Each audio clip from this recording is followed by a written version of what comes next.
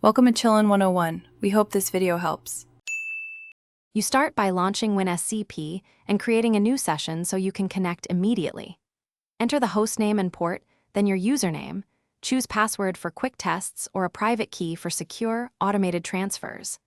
Once done, pick SFTP if the server supports it because it preserves permissions and is more robust. Make sure to set the initial remote directory to where files belong and save the session so you avoid repetitive entry next time.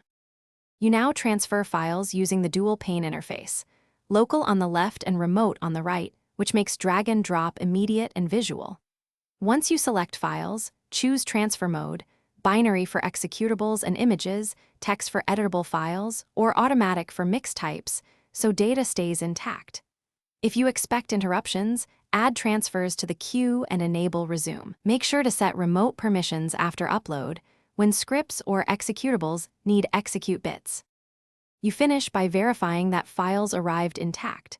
Compare sizes or checksums and open a sample to confirm usability. Once done, close the session cleanly, and if you automated tasks, test the saved session in a script to ensure credentials and paths are correct. If something goes wrong, check the Winscp session log to see authentication or transfer errors. Then adjust timeouts, switch passive versus active modes, or reconfigure key exchange settings. Thanks for watching. Consider subscribing if we helped you.